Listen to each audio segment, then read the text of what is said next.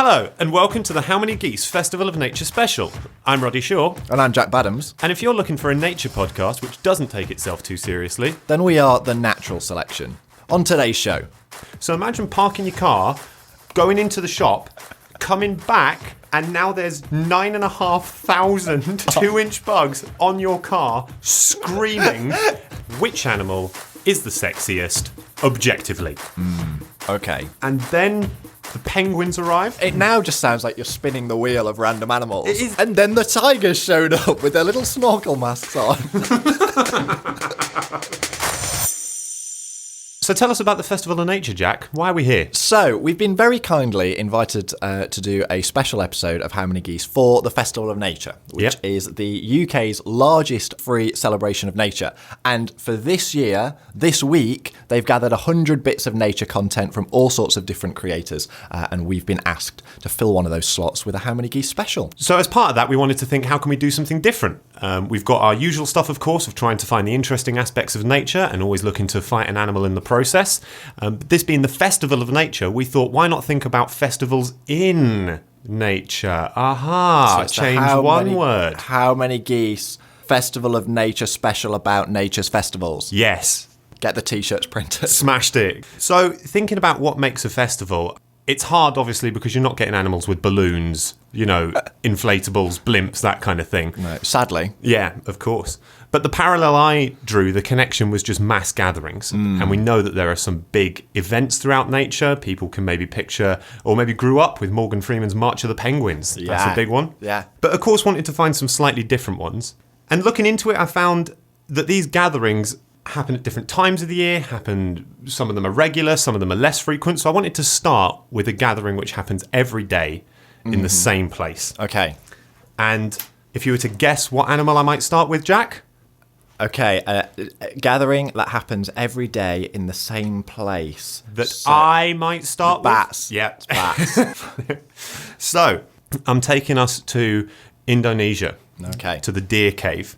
Now, we know that bats exist in roosts, and here is a cave with a roost of over 3 million bats. Wow. Now, if that's the first wow, wait, because this is going to gain momentum. Okay. Right? Okay. We're starting at 3 million. I mean, how many people go to, what's a big human festival? Well, funny you say that, because I've looked into that. Do you want to know what the Guinness World Record is for the largest free concert attendance? Only absolutely. And who headlined it? Free concert. So it's the Guinness World Record for the largest free concert attendance, and it was staged by a UK artist on Copacabana Beach, Rio de Janeiro. Play at home, listeners.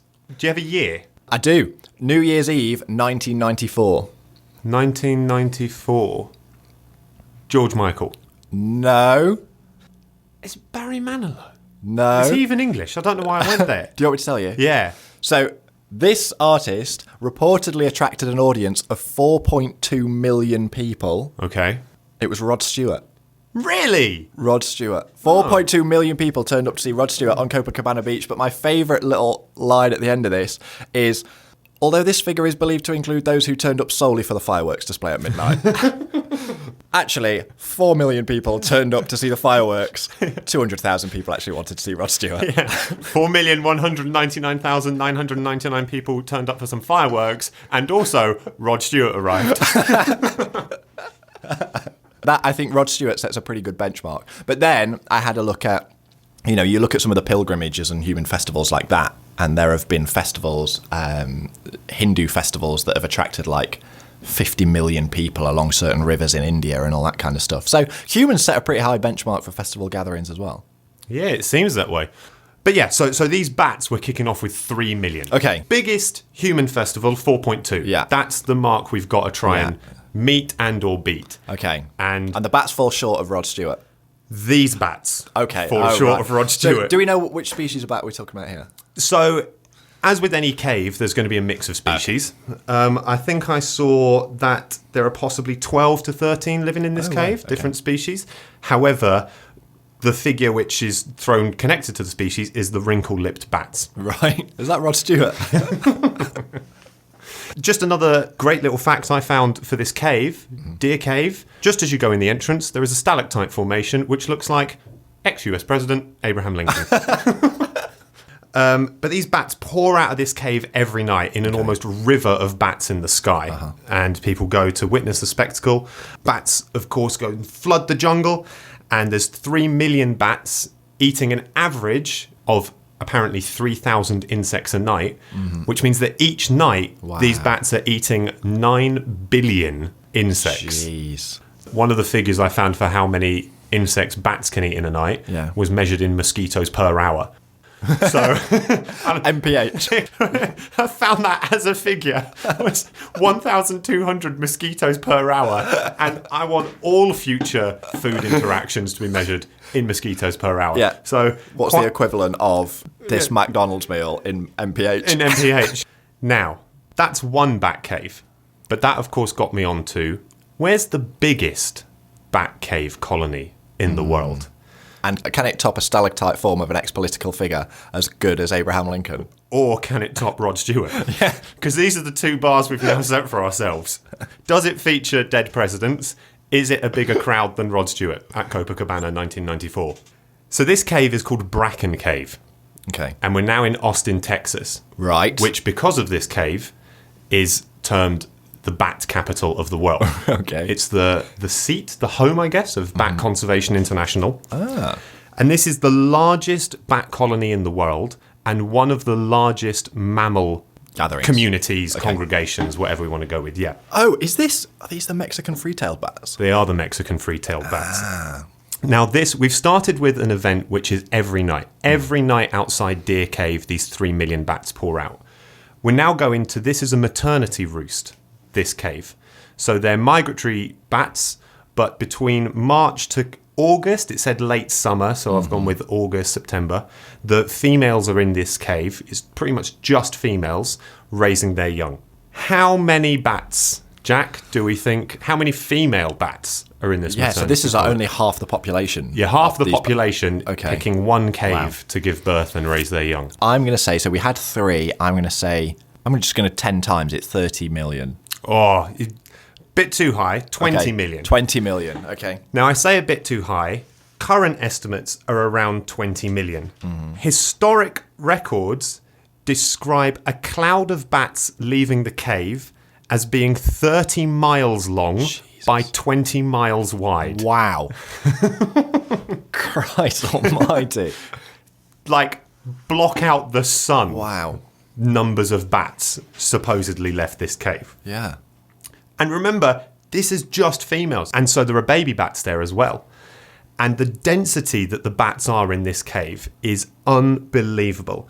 After the females have given birth, so they arrive in March, they give birth around the kind of June-ish window, the baby bats have been found in concentrations of 500 bats per square foot.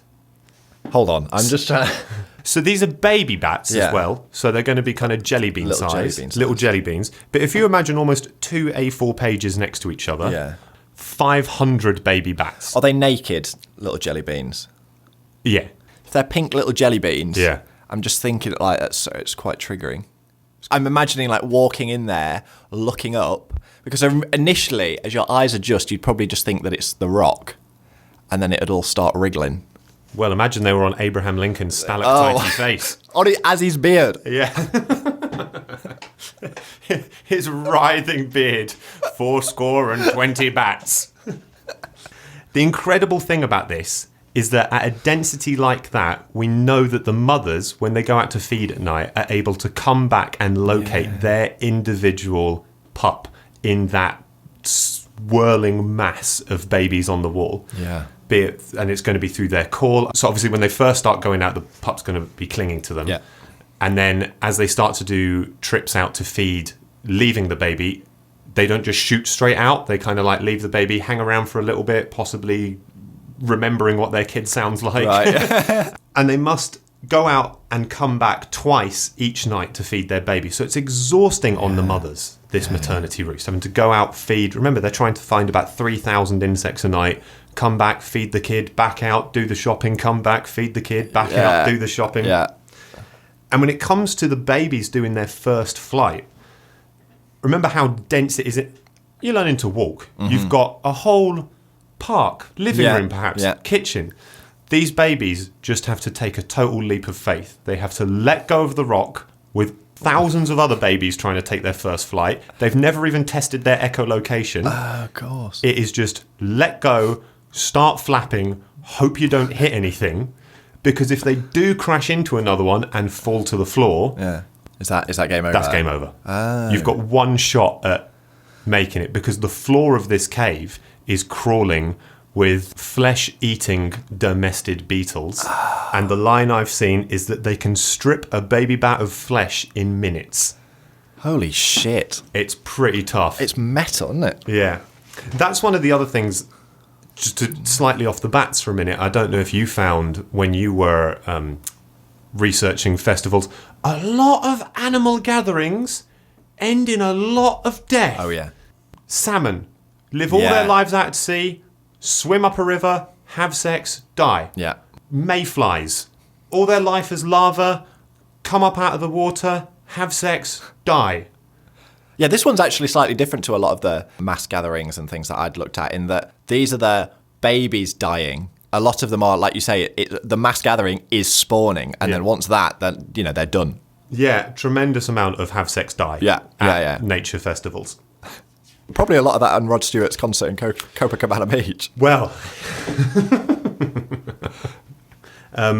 another quick fact about the Bat Cave is that this is on, I think, the cave and the surrounding something like 1,400 acre site are all protected, because the concentration of bats here has been recognised by the farmers, because it saves them close to $1 million a year in pest control with these bats going out every night. So it's this huge protected site. It's agreed between like the city development board that no lights can be put near it to keep it dark and everything, which I think is very lovely. That's great. Yeah, for more of that. For an animal which is normally, certainly given the last year we've not had the best PR. No, certainly not. It's great to see, these bats getting some real protection. Yeah, big love for the bats. These bats come the end of the season, and this is key because I'm going to start to weave these together, I hope. A beautiful tapestry of nature festivals.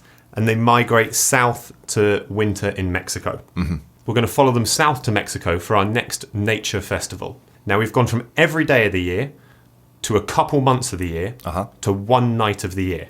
Okay, so we're now on one night of the year in Mexico. Yeah.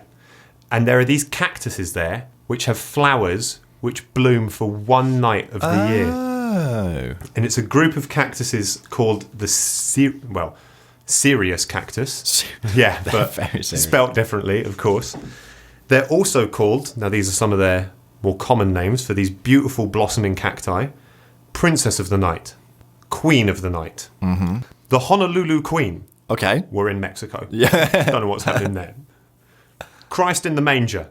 Right. One special night. Well, maybe, yeah, I guess. And Donna de Noche. Oh, that's good. I mean, all of them, barring maybe Christ in the Manger, could probably be used as pseudonyms for prostitutes.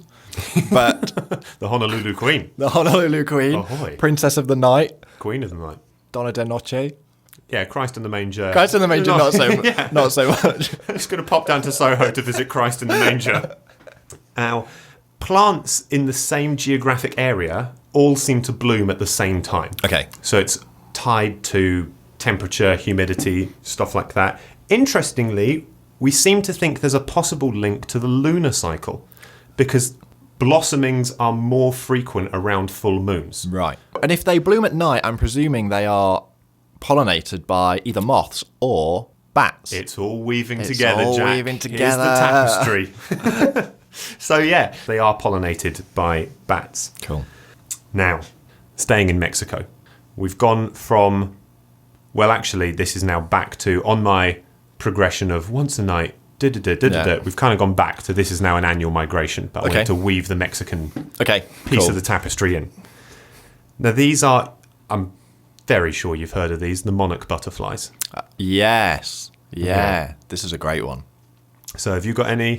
What I know about the Monarch Butterflies is that they go from Mexico up to Canada, or maybe not as far as Canada. But their migration takes place in stages, in that one adult doesn't complete the entire journey, but they lay the next round of caterpillars at kind of a staging point, and those caterpillars hatch knowing that they've got to fly to the next staging point, which they then lay a next batch of, and then they go up like that. So it's a migration across generations. Yeah. So you're half right. Okay. That's what I thought as well. Right. And then I dug into it. Okay. And it's almost even mind-blowing.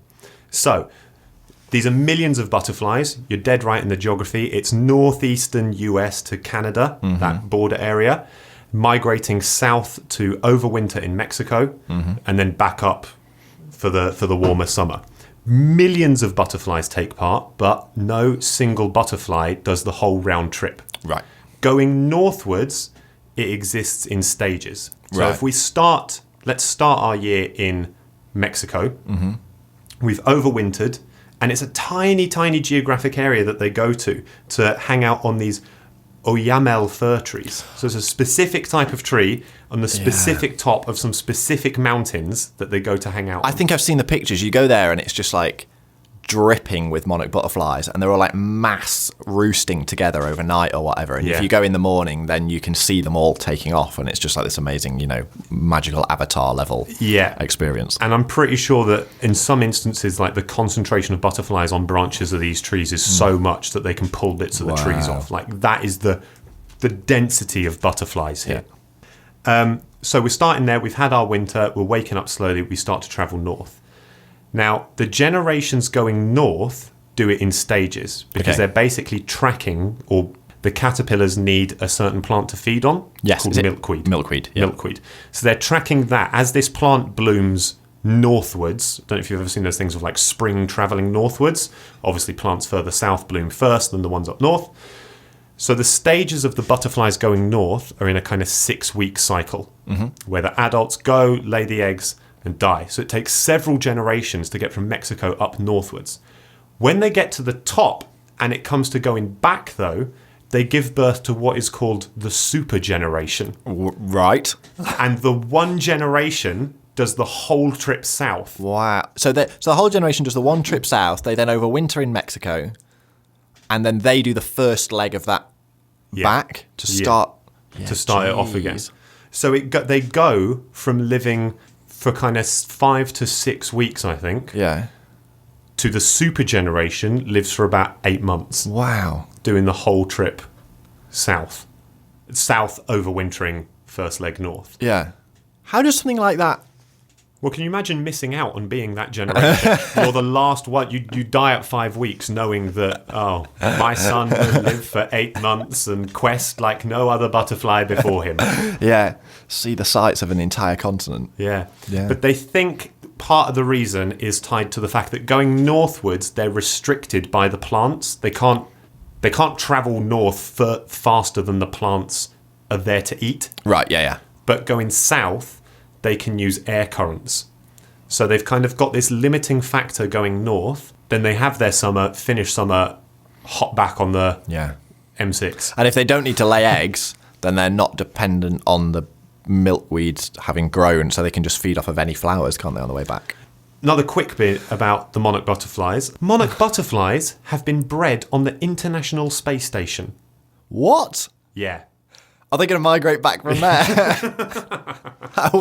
That is the hyper generation. Yeah.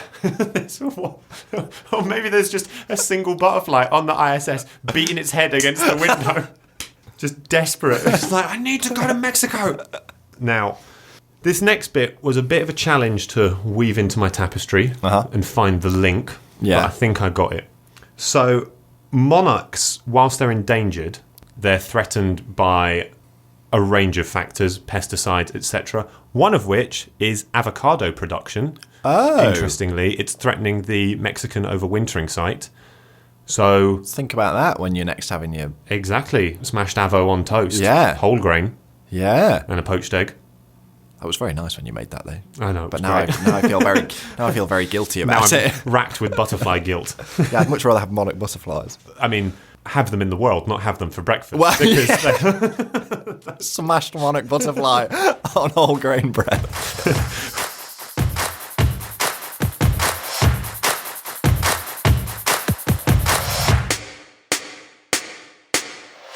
The Sardine Run. Oh, okay. Now, Okay. we're now, because whereas all the others were kind of North America based, I had to find some link to get us over to South Africa. Right. We're doing it on the fact that big numbers of animals feed predators. Yes. Monarchs, toxic, they're kind of fine. These sardines are having a rough day of it. Okay. Now, Sardine Run used to happen every year. However, it's becoming increasingly rare. It's happening every 2, maybe every 3 years. And it's thought to be triggered by the water temperatures. So it needs cold water to happen. As the ocean seas are warming up, happening a bit less and less. Yeah. East Africa, we're South Africa, Mozambique coast. There's a current there. And we've now moved into the billions of numbers. Okay. But in terms of biomass, it's thought to rival the wildebeest going across Africa. Like, the quantity of sardines here. Like the weight, the actual weight of animal. If you took all of the sardines and weighed them, Yeah. you'd need a really big kitchen scale. But you're talking, because I think the wildebeest is, I think it's like 1.5 million wildebeest on the wildebeest migration or something like that. Who'd win? 1.5 million wildebeest or billions billion of sardines? And the shoals, now I think this is individual shoals as opposed to one super shoal, but an individual shoal can be more than 7 kilometres long, 1.5 kilometres wide, and up to 30 metres deep. Wow. Now, 30 metres is a 10-storey building Wow. Okay. of solid So fish. we're sat in a 2-story building. Yeah. We're sat on the second floor of a 2-story building. And I'm imagining, there's a window just next to me. And I'm imagining looking out, and it already seems ridiculous to think about a shoal of fish going from the top of this roof down to the floor.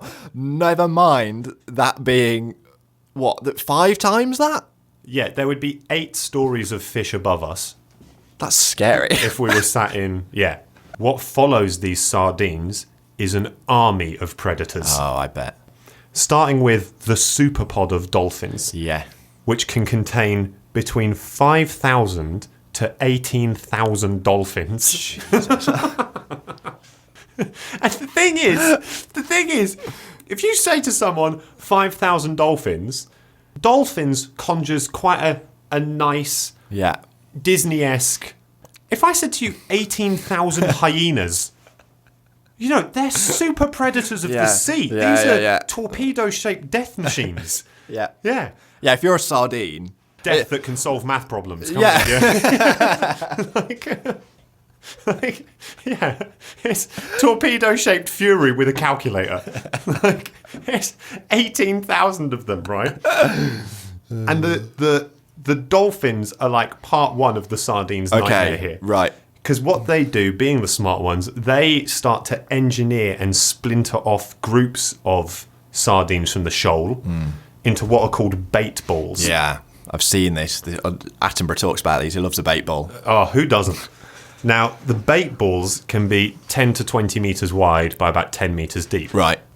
And the dolphins skewer them off, splinter them off, and then come the sharks. Mm-hmm.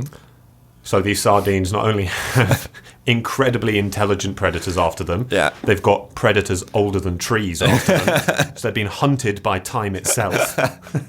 Then come the gannets. Yes. So they've got death from above. Yeah. It's like being hunted by lightning when gannets start diving. Yeah. Yeah. I mean, I saw that they can hit depths of 15 metres in a dive. Yeah. So, again, it's still... So you're being pushed up. You're being pushed up to the surface by dolphins. You're then being attacked by sharks. Yep. And you've got gannets pouring down from the sky. Yeah. Then come the seals. Oh, the poor sardines. Okay. Then come the whales. Okay. So there is, and I think I've lost the species here, but I think it was the bird's whale, but there is a specific whale which is there for the sardines. Right. But what you've also got is you've got humpback whales migrating in the opposite direction down the same channel who are just like, I'll have a pop at a sardine. So the dolphins are there to herd them. The sharks are there to get them. The gannets are there to skewer them. The whales are there to swallow them. The seals are there to chomp them. The cormorants show up, right? And cormorants, they're just there to try their best because objectively one of the worst birds. Yep. And then the penguins arrive. Oh, of course. It now just sounds like you're spinning the wheel of random animals. It is and just being like, and then the tigers showed up with their little snorkel masks on. And then came the snakes. The Monarch Butterflies from space. So the penguins show up, and then the last, lot to show up. Yeah. Just to really... Well, actually, these ones show up and are arguably giving the sardines a break. Right. It's the great white sharks. Oh, because are they trying to eat everything else? They're there to eat everything. Okay. Exactly. The sardines' greatest ally. The sardines just getting absolutely battered, and then it's just the portal scene from Endgame on your left as the great whites emerge out of the depths. And that is the Army of Predator Festival. That's a food festival. Now, that's an example of a huge group getting absolutely mullered by predators for all being in the same place. Yes. But our final nature festival, because we are now measuring things in the trillions. I just want to put in perspective, when we're talking about millions, billions and trillions, it's easy to think, well, a million's a lot. Yeah. But I found this really cool way of putting in perspective the size difference between millions, billions, and trillions. Yep. Okay. The easiest way to do it is by putting it in the perspective of time. So 1 million seconds roughly equates to 11.5 days. Okay? All right. That's 1 million seconds. So if we're talking about 1 million fish. That's 11.5 days of fish. 11.5 days of fish. 1 billion seconds is 32 years. Jesus. So you've gone from 11.5 days to 32 years. So now you're talking about trillions. So 1 trillion seconds. 500 years. 31,709 years. God. So 1 million, 11.5 days. 1 billion, 32 years. 1 trillion seconds is 31,709 years. So that's just a way, as we move into an animal that now you're saying, we're talking about trillions, that's just putting into perspective the amount that we're talking. That is bonkers. So we are now in the trillions for Chapter 5, the cicadas. This particular group of cicadas I'm going to be talking about are Brood X. Brood X. Also known as the Great Eastern Brood. And the reason they're called that is because these cicadas emerge from the ground once every 17 years. Sardines every couple years, we're now at once every 17 years. And the reason for that will become, part of the reason for that, I'll get to. Just a bit more about these cicadas. They emerge every 17 years, and each emergence is called a brood. Yeah. So this is Brood X, but there are 15 other broods which appear in other years. Right. But Brood X are showing up this year. They're showing up end of May, early June. So we're recording this mid-May. We're recording this in a pre-Brood X world. Yes. You're listening to this during, I was going to say post-event, but probably during the event. Mid-event. So God knows how the world has changed when you're listening to this, when these trillions of cicadas have burst from the soil. Yeah. So they spend 99.5% of their life cycle underground as a nymph sucking the sap from a tree root. Yeah. And then, after 17 years of that, they all crawl to the surface in their trillions to emerge as adults. What's coming up, or could possibly have happened, has been termed the Great Cicada Hatching of 2021, or, and this is a real festival name, Cicada Palooza. You could be hearing this in a post-Cicada Palooza world. Yeah. You might be enjoying it. It could be great. Quite why 17 years? And there are some other things which do this, but it's called a mast year. Or a mast year, maybe. Yeah. M-A-S-T. With mast if you're up here in the north. Well, exactly. I don't know what I'm doing with my accent. This can be equated in an easier sense to acorns, basically, because this is something which is happening every year. Do you sound like you're... With mast years? Yeah. Yeah, so a mast year is basically like a super crop of acorns, nuts. So if you're talking about a beech tree, then beech mast is the seeds that it puts down. And a mast year is if you have a great crop of, whether it be acorns, nuts, seeds, whatever they might be. And do you know why they do it? No.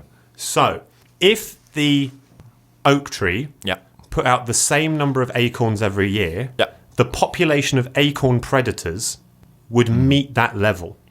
Okay, so we're talking squirrels, jays, etc., etc. Yeah, Exactly. Everything, mice, stuff Yeah. coming along to eat the acorns would hit saturation and would stay there. So year after year, the acorns would be basically getting hammered. Right.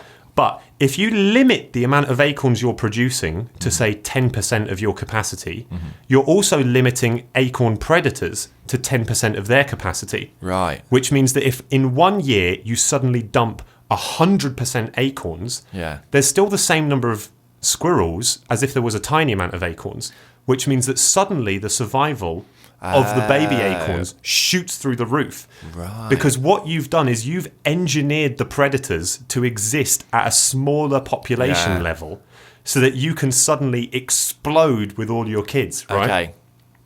This is basically what the cicadas are doing. Right. There are so many cicadas here. Yeah. What was it, 32,000 years of cicadas? Yeah. Like, that they completely change and distort the ecosystem. Yeah. If they were coming up year on year on year on year on year, they'd constantly be getting hammered. But by not existing for 17 years and then erupting, there just aren't enough predators out there to eat them and finish them off. Wow. So they're able to kind of slip under the net almost. Now, when they come up, they are going to get hammered because everything goes to town. Because how big's a cicada? I reckon thumb size. Yeah. A decent thumb. I think. 1 inch, 2 inches, I think. Yeah, They've okay. got very long wings as well. But I think the body of them is... They're coming up to mate, aren't they? Yeah. So they're coming up, they sit on a branch, and they make... I mean, we've both heard cicadas. Yeah. And they're like a much less tuneful version of crickets. It's Some like- people like them. Some people think it's a really nice tuneful noise. It's like radio static. Yeah. It's like someone's just got a radio, tuned it to static, and put it on full blast. Like aggressive. It's really... I don't like it at all. If it was in an urban environment, you'd file a noise complaint. Yeah, it's just... like that. That's my Yeah. impression of a cicada. That's a pretty good impression of a cicada, I've got to say. Did you find anything on how they do it? On how they make the noise. No, on how they know when to pop up. Isn't it to do with the soil temperature? Is that it? As the soil temperature rises, that's their key for emergence. Part of it. So they need, obviously, to be able to keep track of 17 years, because if you're the lone cicada which pops up on your own, you're getting hammered. The whole... That's like, turning up to a party. You've been told that the party's going to happen at that time, and you just turn up. Exactly. You get the date wrong on the Yeah. calendar, and you're like, oh, shit. And in this instance, it's basically like turning up to speed dating a week early. You know, the chairs aren't even out. No one's expecting you. Yeah. You just go home empty-handed. So they're keeping track of the soil temperature, but they also, one of the other ideas is that because they're feeding off the roots in the trees, they have some kind of molecular interpretation of what they're feeding, and they can know when the trees are in leaf and when the trees don't have in leaf. Oh. Because I guess because sugars and things are. Exactly, yeah. It's because in 2007, in Cincinnati, a particularly warm January and then very cold February made the trees have leaves in January, drop them in February, and have leaves again after February. So the trees had 17 leaf sets in a 16-year period. Got ya. And a load of cicadas came up. Oh. So they think they could somehow be tracking time by counting how many leaf cycles are going on. The kind of emergence itself in early June, probably soil temperature. They're like, it's warm enough to come up now, let's all go up. But what year? But the 17-year thing is possibly connected to drinking, the tree sap and knowing if they've got leaves or not. Because in a couple years where it's gone a bit skew-whiffy, the cicadas have misjudged it. It's the numbers that I just can't get my head around. Yeah. So Maryland is the epicenter of the cicada emergence. And in some areas, there's 1.5 million cicadas per acre. I think I saw the similar thing, because did you work out what an acre is? No. 1.5 million per acre. An acre is 15 tennis courts or 156 parking spaces. Now, that means that at 1.5 million per acre, we're at a cicada to parking space ratio of 9,615.38 cicadas per parking space. So imagine parking your car, going into the shop, coming back, the cicada palooza started, and now there's 9,500 On your car. 2-inch bugs on your car screaming what is essentially insect for someone fuck me, I'm dead in a week. How is there even soil? Like in these epicenters, how is it not? If you've got this many cicada larvae in the ground, how is there space for soil? I just feel like you're just walking on a bed of cicada larvae. It's crazy. It's insane. Interestingly, of everything else has a great year in the 17-year cycle because I was getting just reams of literally anything. I mean, this year in particular, there are human chefs, lining up what they're going to do with the cicadas. Oh. Like, everything is on board. Turkeys, copperhead snakes, bears, raccoons. I bet raccoons love cicadas. Yeah. Except one animal's population goes down in the cicada bumper year. It's moles. Oh. Yeah. Are they eating the cicadas when they're under the ground? Well, because everything else can't get to them, right? Whereas the cicadas have got this system worked out so that once every 17 years they flood all the predators above ground. But for the 16 years between that, the moles are having the time of their life. The moles are just looking up at all the hungry copperheads and birds just being like, yeah, fuck you. Yeah, exactly. Get a shovel, you wanker. I like to think moles look at anything and say, get a shovel, you wanker. And so, starting with the 3 million wrinkle-lip bats nightly festival, I hope I've brought us pinging around the world to the final and soon-to-be trillion-figure Cicada-palooza. There is no more fitting celebration for the Festival of Nature than the biggest nature festival in the world happening during the week that it's on.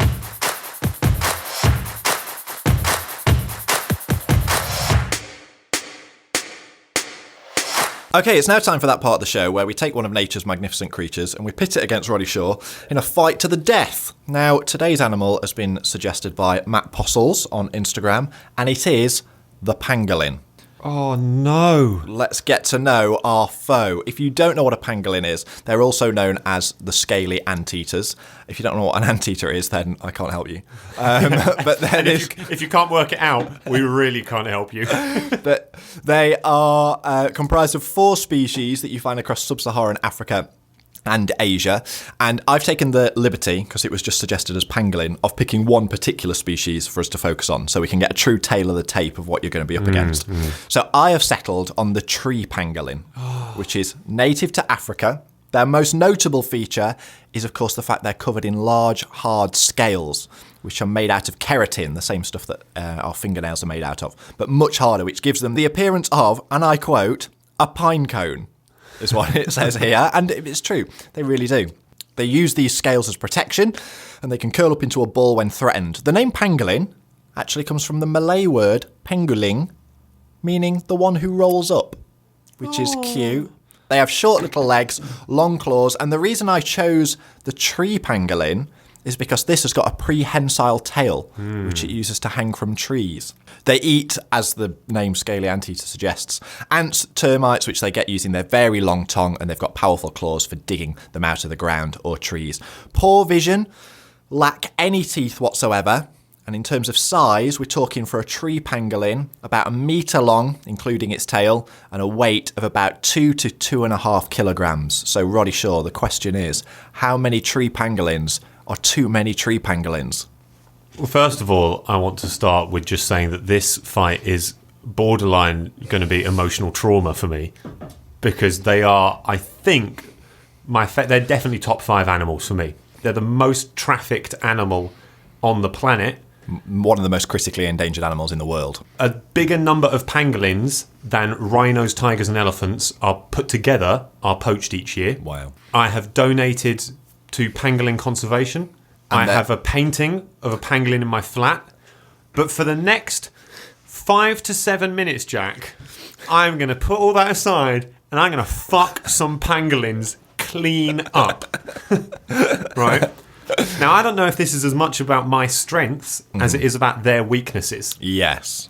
Having said that, first off, I think my biggest strength is that I'm not an ant. Yeah. So, boom, tick. Yeah. I think although they've got sharp claws that they can use to rip open logs and the ground and things, but I actually think the offense on a pangolin is pretty low. I mean, they can barely see and they don't have teeth. Like, they're about as offensively equipped as a worm. Like, they don't have teeth. They can barely see. Right? The Venn diagram, there's overlap. However, there are those claws and incredible defense. Possibly one of the tankier animals we've had to date. When I was looking at this, I came across videos of like lions just kind of batting them around as a ground pangolin was all curled up and them not being able to get into it. But we've got to remember, in this scenario, you're trying to fight these animals off. Yeah. So they're coming for you. They're not in their defensive I've clearly positions. angered. Yeah, you've angered however many pangolins are coming for you. But they're not defensive. They're coming at me. Yeah.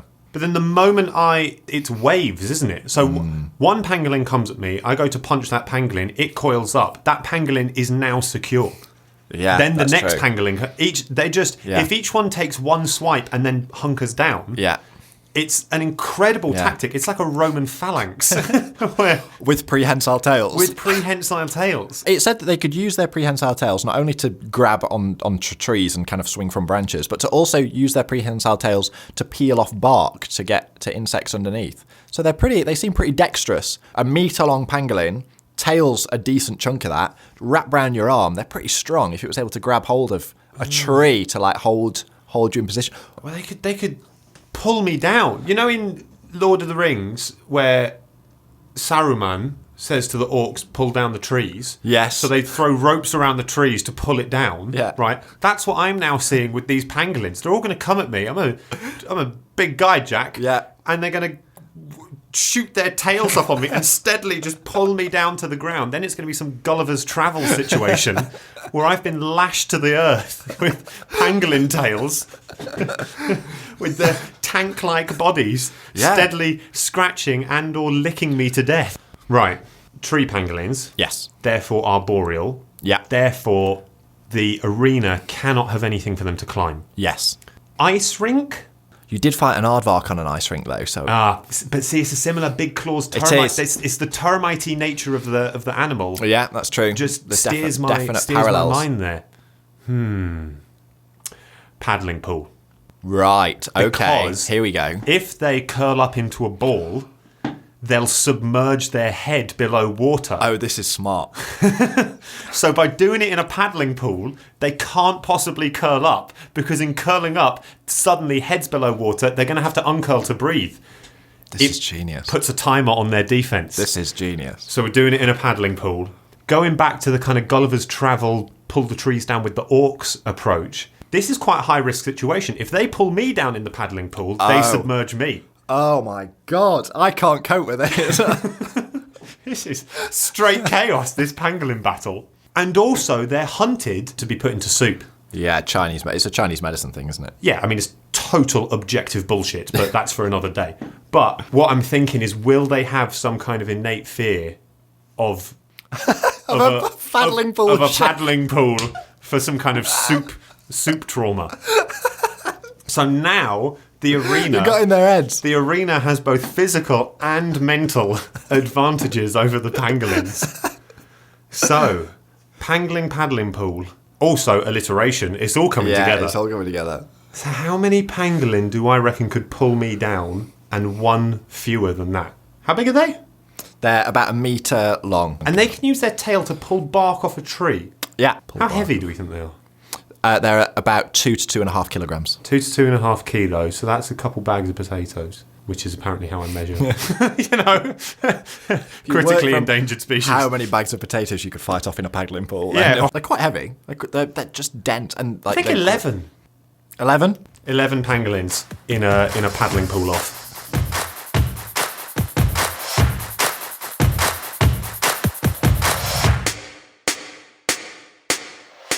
Okay, so we put a call out for some nature hypothetical questions, and to be fair, you guys have responded with some absolute blinders. So we're going to answer a couple, and I'm going to start with one that's coming on Instagram from, now, I couldn't find a real name associated with this. It's Mrs._Passumheath. Anyway, I don't know. You'll know who you are if you're listening to this. Yeah. Shout out to you. But it's a great question, and it's a nice simple one. What two animals would you switch sizes? Now, their suggestion was they would like to see a huge dog-sized ladybird.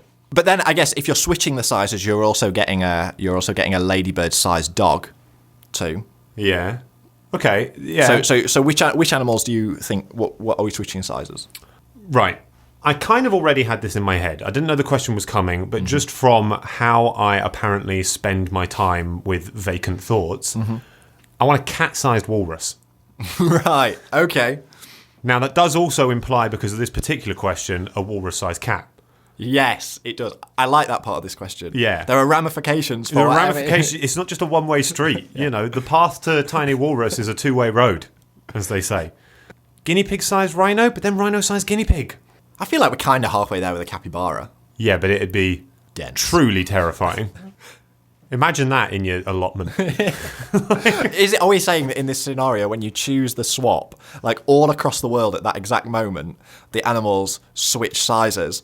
So if you go for cat-sized walrus, all of a sudden, every cat in everybody's house suddenly becomes a walrus-sized cat. The question is, what two animals would you switch sizes? So I think we have to think of the real-world applications for if we're just switching sizes of animals randomly.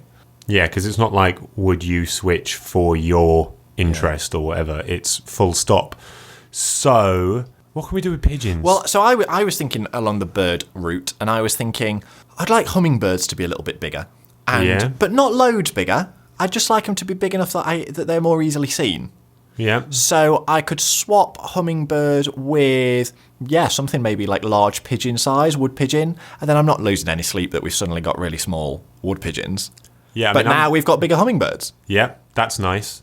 And if it's like the overnight thing, I want to see the 6 o'clock news in London of being like, and in today's news, every pigeon in London is now tiny.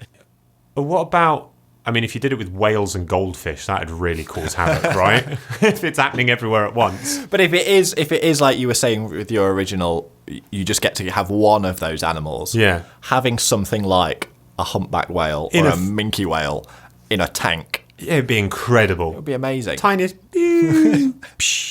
Yeah. I'd love that. That's why I've always wanted, as if it's an option. But I've always thought, like, a tiny walrus would be such a great pet. It would. How good would that be? Just like, come round, what's that? Little walrus. Oh, it'd be lovely. Bears. What can we do with bears? Smaller bears would be nice. That's true. But something then becomes bear-sized. Yeah. Well, teddy bears. What's teddy bear size? Maybe like a rabbit. Yeah, but then you've got grizzly bear-sized rabbits. This is such a double-edged sword. This question is terrifying. This question giveth and it taketh away. It does giveth and taketh away. I think in terms of, like, safest option, I can't think of anything to beat hummingbird and pigeon. Okay. I think that is playing it safe. We're getting something which is a bit of a nuisance and making it small, and we're getting something which is really nice and making it big. I can't think of any other transaction that works like that. And the dream one-off is the walrus, so that I can have a tiny walrus. Here's one for you. This question comes from Instagram user PJ_Bfield, aka Pete. Thanks, Pete. And he's asked, best animal sidekick for a bank heist. Oh, this is a good one. Okay, so let's first start with what are the good attributes for a sidekick in a bank heist? What role are they going to take? Are they going to be like the getaway driver? Are they going to be in the bank with you? Well, let's do your classic Ocean's 11, but break it down quicker. There's getaway person, there's lookout person, there's safe crack person, and there's muscle. I'm instantly thinking something that is intelligent but ruthless, which has led me to two animals.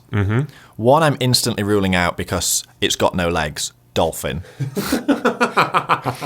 Which is not, unless we're breaking into a bank in Atlantis, it's not particularly useful. So then I'm thinking crow. Oh. It's smart. It's intimidating. Yeah. You showed up to a bank with a crow on your shoulder. Or a raven. It's like just go big. Yeah. And I think it's like useful. I think it's, we know they can make tools. Yeah. We know that they can learn to solve puzzles, crack the safe. So with the crow, you're hitting 2 out of 4 heist types. Okay. So you've got your lookout and you've got your safe crack. Okay. So getaway driver. Oh, I want to get out, and I want the getaway driver to be a rhinoceros. Huge. I want to just jump on the back of a rhino, because they can run like 30 miles an hour or something ridiculous. 35 or something so, insane. okay, the police are... I'm not going to outrun the police, but I'm going to out-tank the police on the back of a rhino. Crow's on my shoulder. We've got the swag. It's in the bag. The crow's holding it in its little beak. Out the bank, on the back of a rhino, and then we're off. Yeah, crow flying along. Making witty retorts to the police. Yeah, that's exactly what a raven would do in a bank heist. Yeah. I feel like there must be someone out there who's robbed a bank with a parrot on their shoulder already. This is a really quick interjection. I saw someone in London walking down the street the other day, and as they were coming towards me, they had something on each shoulder, and I was trying to work out what they had. And as they got closer, they had a hyacinth macaw on each shoulder. Dual wielding, akimbo hyacinth macaws. Now, for anyone out there who's not familiar, hyacinth macaws, they're the largest parrot, aren't they? They're big. Yeah, they're I don't know if they're the largest, but you know, they're. I've got a funny feeling, or the biggest macaw, maybe something's heavier. Talking about a bird that's you're talking kind of a metre long. They're huge, right? Big old and birds. they're bright blue, and they've got a beak like a bolt cutter, right? This thing could have gone through a child's wrist, right? This guy had one on each shoulder, and as I was about to ask him, hello. He turned into a HSBC no, and stuck them all up. But I saw his expression, and I've never seen this expression before, but I can only describe this expression as the face of a man who gets asked too often, what's the deal with the parrots? I've only seen the expression once in my life. I immediately understood this man's face walking down the street. I was going to ask, I saw his face, I thought, you know what? He's had that question a lot. Yeah. I'm going to leave him on his day. Back to the bank heist. Have you got any different thoughts? Before I'd even worked out the heist types, I had kangaroo. Oh, because you could stick it in the pouch and it'd be out of there, right? Yeah, and if it's a red kangaroo, they're the ones that stand 2 meters tall and can fuck you up. Yeah, they are jacked to the gills. Yeah, right? They're huge. I like that one. And so it's got like built-in swag bag and getaway capabilities. Yeah. Lookout. What would be a good look? I mean, a chameleon. You've got 360 like CCTV, haven't you? Yeah. They've got one eye everywhere. That's good. Yeah. Chameleon would be a good one. And also, shit's the fuzz. And it's gone. Blends in. Instantly gone. So you've got invisible CCTV with you. I should point out that we do know that chameleons don't change colour based on their background and that it is more of a mood thing. Before you start, everybody. Yeah. Don't even try. We know. And then safe crack. Do you know what? Hummingbird. I bet they could go in with their bill and they're so precise with their... I bet just... Yeah. I've got getaway plus muscle in the kangaroo, lookout with the chameleon, safe crack with the hummingbird. It's a solid team. Okay, so we've got another question here. This is from Sam Wisers on Instagram. Nice and simple. Which limb would you replace with one from an animal? Specifically, one limb only, is what they say. So, I'm initially thinking, we're not talking about replacing your arms, we're talking about replacing an arm. Right. Limbs are just your arms and your legs, aren't they? Yeah, famously. So we can't, we can't like your head. I suppose if you swap your head with another animal, then you're just Anubis. Yeah. So which limb would you replace from one of an animal, one limb only? Now, I think that rules out the legs. Because if you've got to keep a human leg and then have a leg of, say, a cheetah. A horse. Yeah. One hoof. You're a bit wonky. What would you be if you had that? You'd be like a 1/8 centaur. There's like the almost cop-out answer is another ape. Like you have a chimp's hand. Yeah, that, So you can retain all the function. Yeah, I don't like that. So I kind of want to rule those out for us. Yeah. But then there's a bit of like a kind of Winter Soldier vibe in that, right? You've got like one gorilla arm. Ripping fridge doors open. Yeah, if you just like shaved it, so you took all the hair off it, you'd just look built on what? Well, yeah. We both know what we thought. Yeah. People in the street might interpret that extremely differently. One limb, one arm. I keep coming back to tentacle. Oh. Like, I don't know why, because it wouldn't be appealing in any way. But I think in terms of, like, most different, so I'm not doing the kind of chimpanzee cop-out, Yeah. but also potentially still kind of useful, maybe gecko hand. See, I thought about this, but I then thought you it can't- rules out. What can you do with another? Exactly. You've only got one. You stick to something with one hand. Yeah. Which is, if anything, just an inconvenience rather than a skill. Unless there's any... is there any competitive field where catching something... Oh, I guess if you were like a baseball. Like if you were a baseball, but they've got the mitts. They've got the mitts. So you'd have rounders. Yeah. Cricket's just your hands. Cricket, all right, yeah. So Yeah. Just sticks. one gecko hand, professional cricket player. Yeah.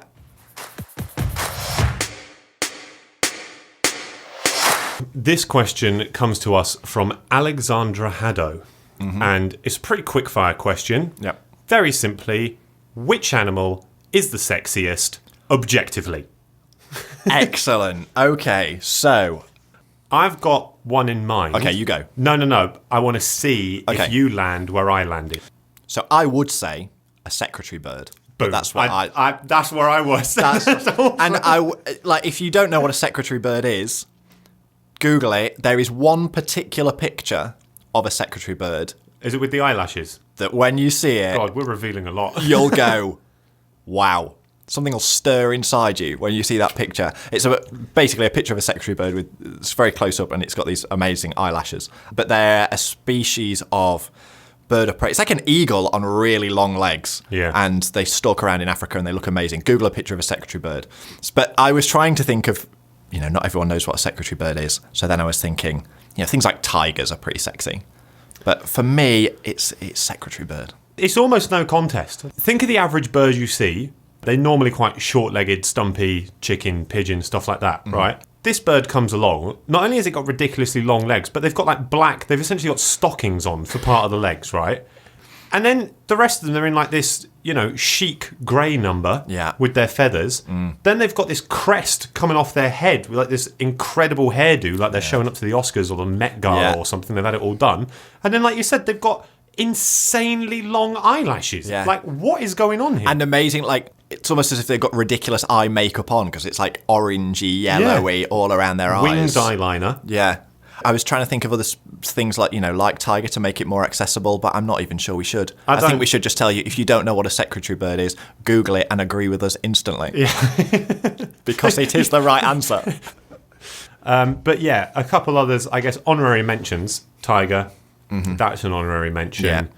Cheetah. Have you seen, there was a picture doing the rounds, I think it was taken in a zoo somewhere, of a gorilla. Someone had just taken it, and it was in a certain position, in the way that it looked like it was on the front cover of Vogue or something. Yeah. But it was just giving this smouldering look at the camera. All right. And that was, there is a sexy picture of a gorilla out there. All right, we'll chuck the smouldering gorilla in for honorary mentions. Yeah, smouldering gorilla goes into honorary mentions. Any sexy reptiles? Sexy reptiles. No, I don't know whether I'd describe them as sexy. They're just a bit too kind of alien and prehistoric, I think. Yeah. That said, I mean, if we are going to pick a reptile, again, eyelash vipers. They're eyelashes. very, very colourful. They've got something going on there. Is there... I'm running this by you, it's just coming to my head. Is there something sexy about octopuses? Octopi? Koi. Because I'm wrestling Not the with it in my fish. head. That wasn't me going, not octopus jack, but koi. Let's get a carp in there. No, I meant not perhaps sexy, but they've got I'm in my cave, tentacle, Oh, I'm so intelligent, Yeah. but I only live for 2 years. I know. I can solve puzzles and no one really knows why. Why do I have no bones but I'm this intelligent? Oh, come into my den. Octopus's garden. Look at all the decayed remnants of other visitors. Don't ignore all the crab shells. Yeah, no, don't, just step around that dismembered body. No, do come in. Do, let me show you the place. Yeah, I couldn't work out whether there was something sexy about octopuses or not. I mean, we have discussed on the podcast in the past, we've spoken about the smew. Smew, The duck, the black and white duck. The David Bowie bird. Yeah, I think that's a pretty sexy bird. My final honorary mention is a giraffe. Giraffes are quite, they've got something going. They know they're strutting about the savannah. Yeah.